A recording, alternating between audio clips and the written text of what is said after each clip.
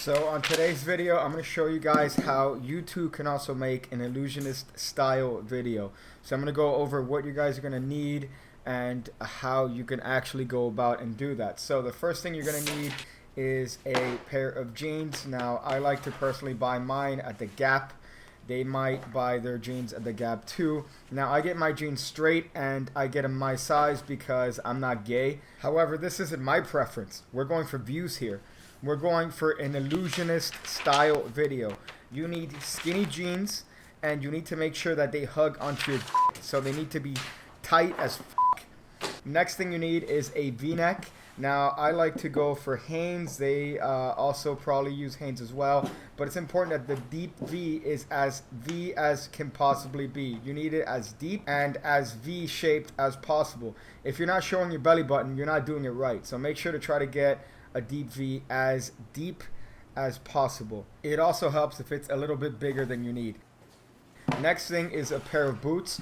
Now these are personally female boots. They're not my boots, but it doesn't really matter because you're not going for a straight male look.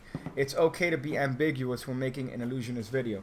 So these work perfectly well and will definitely rake in the views. The last thing you need is a Daniel Madison deck or whatever they're selling this particular week. I'll use this one even though it's a little bit old.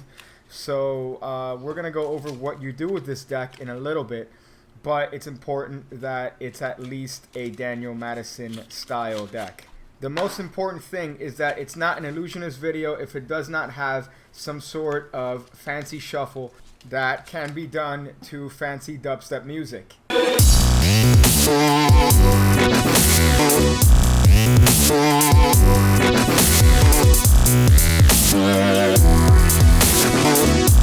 So in today's video we'll be going over this shuffle, and hopefully by the end you guys will also be illusionists too. So first things first, you're going to hold the cards in your left hand, and using your right forefinger you are going to do the first part of a swing cut. Just lift up about a third of the deck, and with your left hand you're going to use your forefinger to bring down the other third of the deck. Now notice the positioning. The thumb is in the back holding all three packets. Your ring finger is holding the middle packet. Now you're going to swivel the whole thing towards yourself, and with your thumb and middle finger of your left hand you're going to grab the middle packet as the right hand decides to get those packets out of the way and balance everything on the left forefinger, so to get into this one-handed cut position with your left hand. So let's go over that one more time. Left finger brings cards down and the right finger brings cards up. You're going to swing this whole pile towards yourself. You're going to grab that middle packet with your middle finger and thumb of your left hand and swivel the top packets around using the forefinger as the pivot point.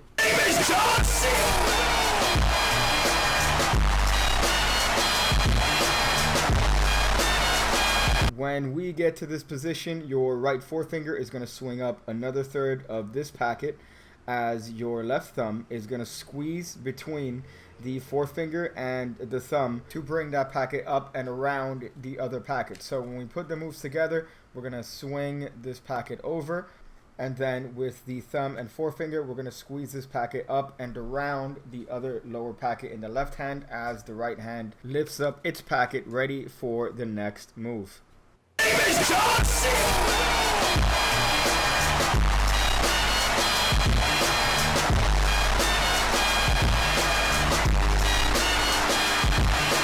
The next steps include a swivel cut over to the left hand and the right hand doing a very similar double lift to what we covered previously, but let's go over that super slow because we do have, again, the South American. So when you get to this position, you're going to use your left forefinger to swivel over the top packet of the right hand as your left hand is going to slide down the length of the packet, similar to a double lift we've covered in another video.